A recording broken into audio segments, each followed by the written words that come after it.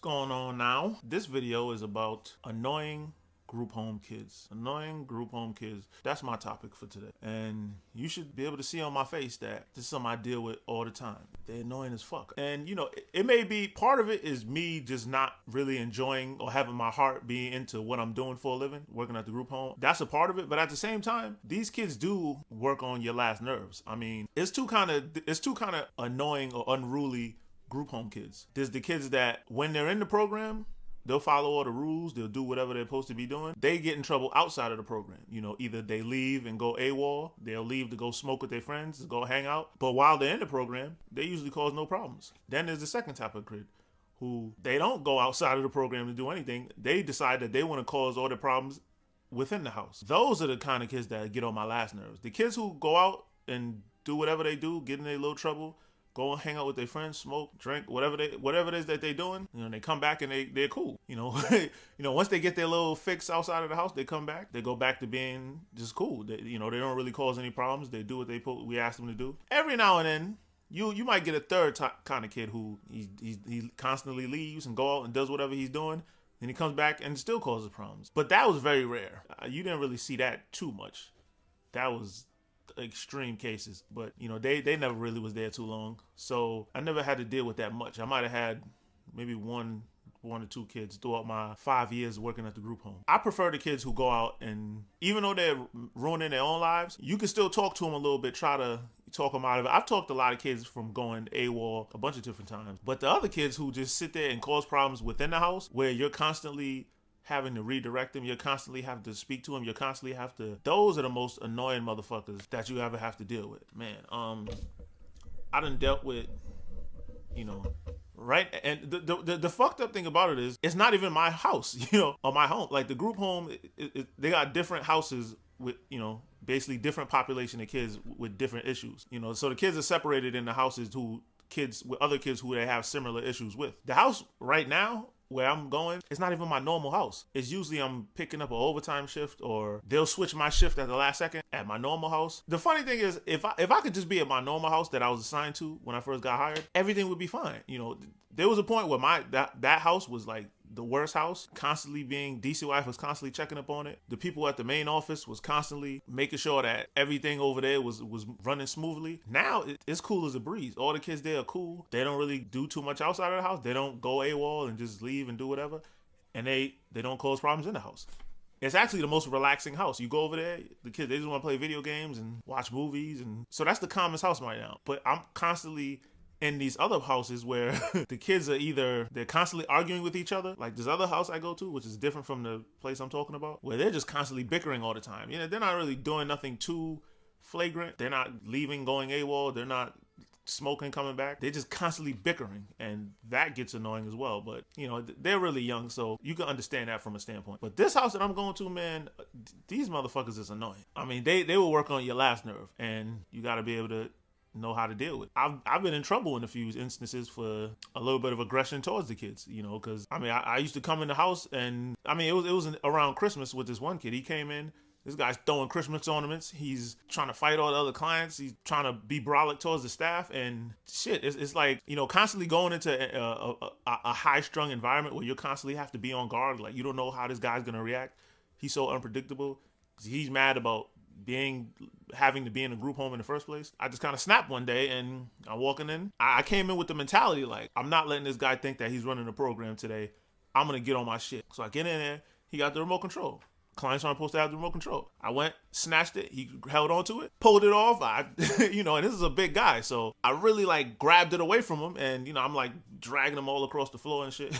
You know, not intentionally. I'm just trying to grab the remote from him, but he was holding onto it like for dear life. End up dragging them all across the floor, and I changed the channel like, nah, and we watching the playoffs, boy. You know, kind of, you know, and, you know, bad move on my part, but this guy goes and, oh yeah, he goes and rips the cord out from the what is it, DirecTV? Oh, matter of fact, no, it was Verizon. He rips the cord off the wall, and then eventually goes AWOL.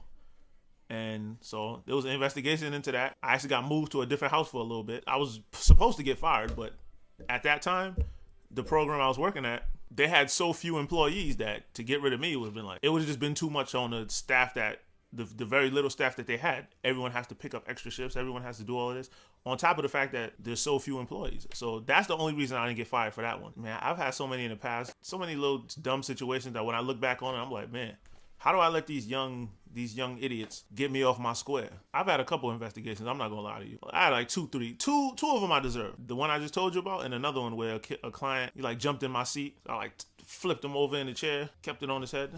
you know, not hard, not like forcefully, but just messing around with him a little bit. He's laughing and shit, but I'm like half mad and half serious. So, I didn't really like try to harm him or nothing, but it was, it was real stupid. Investigation for that. And another client actually lied for me. The client was like, yo, nah, man, he was lying about everything that happened. And Kai's always the cool staff and this and that. I find that a lot of, when you're the cool staff, that kind of, I'm not like trying to, most of the other staff, they trying to like micromanage the clients. Every single thing they do, they want to scrutinize it. They do things that make no sense. Like, some people, when they get in power, they just kind of, it goes to their head and they feel like everything I say, you have to listen to it, whether I have a reason for it or not. Just do it. Me, I'm also like, yeah, just do what you do as long as you don't fuck up the house and do no stupid shit. Go ahead and do what y'all do. So I was always kind of known as the cool staff. So it paid off in certain instances where the clients would kind of just take up for me and be like, nah, this guy was being an asshole. I'm not going to let Kai go out like that. And, they looked out. And also, there was one instance where I took him to like the skate park, and a kid ties another kid to a telephone pole. I didn't personally have anything to do with that, but basically it was like, I wasn't watching them.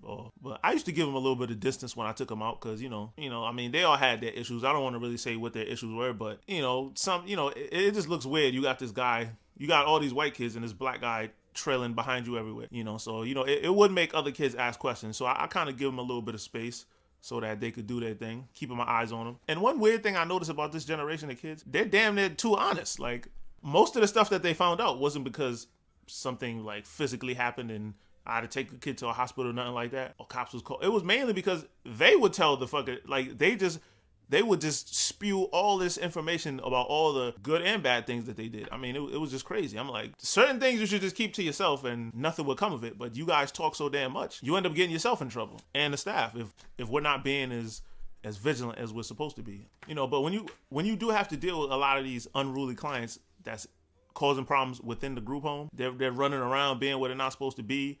You gotta follow them around everywhere, make sure they're not doing damage to the house. And some of them did damage to the house. Some of them, I've seen clients pull their clothes off butt naked, like just all type of crazy shit. And it really fucks up your mental state. You know what I'm saying? Having to constantly go into this is a very high strung environment. I mean, you have to like mentally prepare yourself to go to work. You know what I'm saying? It stresses you to hell. It's like, man, I already don't want to be here because I don't really like the damn job. On top of that, you want to be an asshole. I've seen the most calmest, laid back people, staff, overreact to certain things because their mental state is already like, they're already on edge. Everyone is just on edge because of certain clients. So sometimes you may overreact because you're just on edge at every point of the day. That's not a great mental state to be in. You gotta, you want to walk into a calm work environment, but this is a group home. I mean, all of these kids would prefer not to be there. They all want to go home. They all want to just be regular kids. And that's just not possible because, they got their own issues. So it's a crazy situation. So you got to find ways to cope. If there's a certain client that you're having an issue with, it's best to kind of, if there's another staff on shift, usually it was at least 2 staff, you ask the other staff to kind of maybe switch kids with you. What we would do, there was different floors. So if I had like 3-4 clients on each floor, I'll ask the other staff sometimes, hey, let me switch floors with you. Go deal with those other kids because this one client over here, I just can't deal with him. I feel like I'm gonna do something that I'm gonna regret. So please let me switch with you. Or if there's enough clients where they're doing something, I mean, if there's enough clients where the one staff can kind of hold them down for at least a short period, maybe like a 20 minutes, so you could go outside, collect your thoughts, have a cigarette if that's what you do. Breathe, deep breathing, that works. A stress ball is always handy, and this is while you're on shift. While you're working with these kids, this shit is just crazy, man. They get on my last nerve. Yeah, usually what we try to do, if there was a client and a staff that wasn't really clicking that day, is we would try to switch off so that staff and client wouldn't have to really be around each other. Maybe try to get them out the house. Because a lot of the times, they just hate being stuck in the house all damn day. And most of the staff, they never wanted to go nowhere. They just wanted to keep them in the house all day and not do anything so it make it easier on themselves. But it actually made it harder on themselves because now they're restless.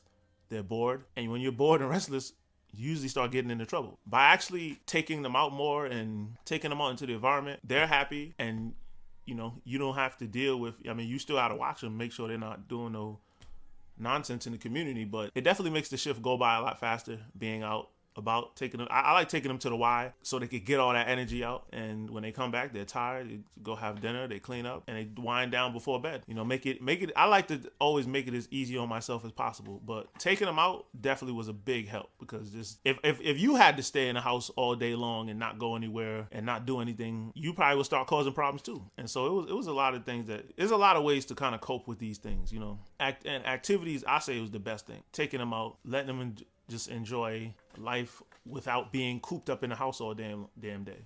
Every time I came into the shift, they always look to me to take them somewhere, because they're like, oh, I've been stuck in the house all day. These other staff don't ever want to take us anywhere. And it was always for one dumb reason or another. Either the staff didn't want to do it. In the house that I'm at right now, the van's not registered. I'm like, all the trouble these guys have been getting into wouldn't have happened if they had been taken to the beach or to the Y. Like, it's the summertime. Why are they kids stuck in the fucking house all day? Why don't you guys, like, even walking down the street to the park could be the difference between having a bad shift and a good shift. Because they know if they go, they cause problems in the community, they're not going to be able to go nowhere. Also, they're going to know why. Like, because you know what happened last time? That's why you ain't going nowhere. So they was usually good about not messing around too much. Sometimes you have kids steal from stores and little stuff, stupid shit like that. But then when they're banned from going places for however long, it usually gets the message. First and foremost, you can never let them get to you. I made that mistake a couple times, and I was lucky to be able to still have a job. I mean, I should have been fired multiple times, but just circumstances at the time just kind of helped me avoid certain situations. You also have to understand that, and I definitely understand that now, all these kids have issues. A lot of them come from broken homes. A lot of them come from homes where their parents had no kind of discipline. They're not used to people telling them what they do. Their parents just kind of let them run around. I remember this one kid's mom came in and wanted to give him cigarettes. I'm like, your son's like a freaking teenager. Like, you saying they're giving him cigarettes? She's like, well, he's going to be mad. Like, so who cares? Like, what the heck is wrong with you? I'm like, this is no wonder he's like this. He bullies you. Like, what mom should be afraid of her child? I mean, that's kind of crazy to me. He was a big guy, but he was a cream puff. Soon as you stand up to him, he doesn't know what to do anymore, because now it's like, oh, you're not afraid of me? He doesn't have a counter to that. Once you're not afraid of him, and a lot of these kids, they do a lot of things. They threaten people a lot.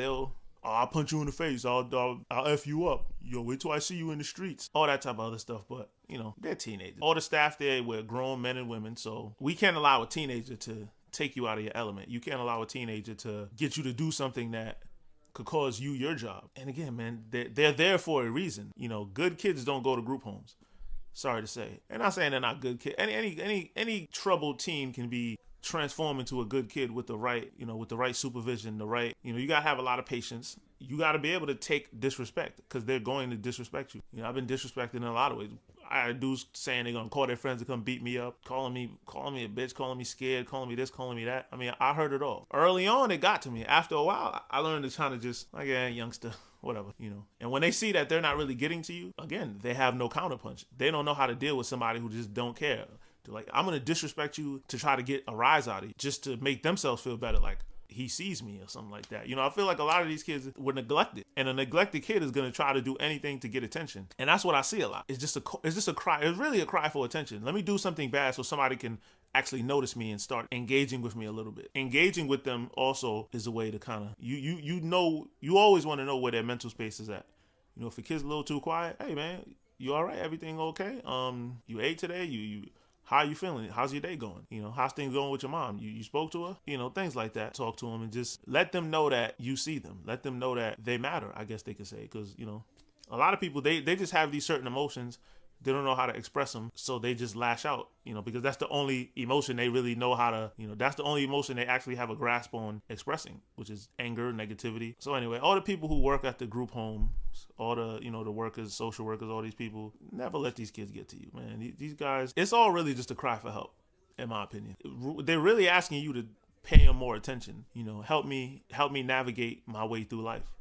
You'll definitely notice a change in them. And staff, there's things you can do before and after work. Do things that relieve stress, just to prepare yourself to be able to go into the shift and have to deal with these unruly individuals. Yeah, but you just got to be on point, man. Again, a lot of patience. Be very attentive to these to their needs and their wants and their concerns and their emotions, you'd be surprised. You see a troubled kid come in and make a complete turnaround. I've seen it a bunch of different times, and at the same time, it doesn't always work. There's some guys who just gonna, maybe their problems are too, no one's problems are too great, but sometimes people just don't want to hear it. They come, nobody's beyond help, but some people just, in certain times in their life, they've been lied to so much, they've been promised so much and never gotten anything out of it, so they're just not in a correct mind state to actually hear what you're saying. You got to keep trying, and a little bit of space is okay sometimes, but it's difficult. I don't feel like anybody's a lost cause, and as much as they annoy the hell out of me, I'm like, oh man, everyone wants things to just be easy on themselves. Let's call it what it is. I want to come in and make sure that and have my shift be as calm, as cool as I can. Sometimes the kids don't allow for that. They want to do things. They want to cause problems in the house. They want to make fun of each other. Next thing you know, there's fight breaking out. I had to break up a fight the other day. I have to break up fights before. I done seen it all, man, for real. Yeah, all the and all the clients out there, the clients also have to find coping strategies to when they don't get their way, or there's a lot of different kids in a group home. Everyone has things that they need to take care of. Everyone has appointments they got to go to. Everyone has people calling them, trying to get in touch with them. They all got social workers. They all got lawyers. They all got cases. Well, most of them have cases, but the staff aren't going to be able to do what you need or do what you want, exactly when you ask. And in this generation, their lack of patience is crazy. They want you to do things the minute they say it. Everybody just gotta try to have more understanding for their situation and also their fellow man. Nobody's perfect. No one can just, at the end, we're not your servants. We don't move when you snap your finger. So anyway, this is my 2 cents. Hope I ain't revealed too much. I ain't want to say no names or say where I worked at, say what people's issues are, but there's a lot of issues. Anyway, just my thoughts, ladies and gentlemen. Peace.